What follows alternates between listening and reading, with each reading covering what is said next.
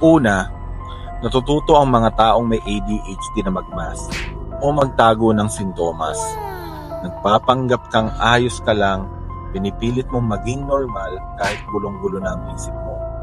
Pero mga ganitong pagmamas ay nakakapagod at nakakaubos ng enerhiya. Maraming may ADHD ang natututo kung paano magpanggap na okay o normal upang makasabay lang sa environment. Tinatawag nila itong masking.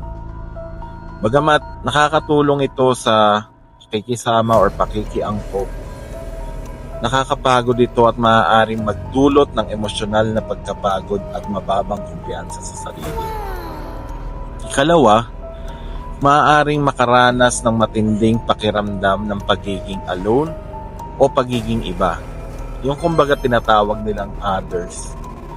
Madalas mong maramdamang mag-isa ka kahit na may mga tao sa paligid mo. Napapaisip ka kung bakit parang ang dali-dali para sa iba pero ikaw hirap na hirap ka. Pakiramdam mo'y palagi kang nahuhuli or may kulang o kaya naman sobra. Kahit na nasa gitna ka ng ibang tao, maraming may ADHD ang nakakaramdam ng pagkakaiba dahil nahihirapan silang gawin ang mga bagay na tila madali para sa iba. Madalas nilang maramdaman na sila'y kulang o palpak or hindi sapat, no? Kahit hindi naman totoo. Ikatlo, madalas silang hindi maunawaan ng iba. Alam mo, akala ng iba, no? Tamad ka, pabaya ka, o hindi ka mapagkakatiwalaan. Kahit todo na yung effort mong makasabay, hindi kasi nila nakikita ng iba yung hirap mo, no? Yung dinaranas mo. At dahil hindi nila ito nakikita, madali ka nilang husgahan. Dahil hindi agad nila nakikita ang mga sintomas ng ADHD, madalas silang mapagkamalan na papaya, no? O walang pakialam. In reality, maraming taong may ADHD ang nagsusumikit ng labis, ngunit dahil hindi halata sa kanilang pinagdadaanan, sila yung nadja-judge. Kaapat, no? Mataas ang antas ng self-blame or pagsisisi sa sarili. Palagi mong sinisisi ang sarili mo. Nakakalimot ka, nagpo-procrastinate, may mga bagay na hindi natatapos, at kapag nangyayari yun, no, binabagabag ka ng matinding guiltiness. Kahit ito ay epekto ng utak mo at hindi mo naman sinasadya. Pakiramdam mo palagi, kasalanan mo pa rin.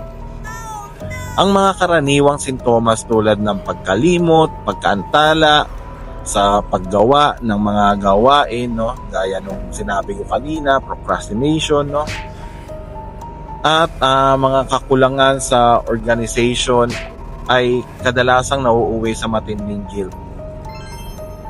Kahit ito ay nagdudulot ng neurodevelopmental difference sa utak, marami pa rin ang naniniwalang kasalanan nila ito.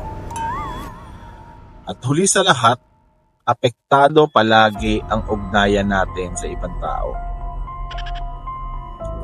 Naapektuhan ng mga relasyon mo, iniisip ng iba na hindi ka nakikinig, hindi ka nag-e-effort, o wala kang pakialam.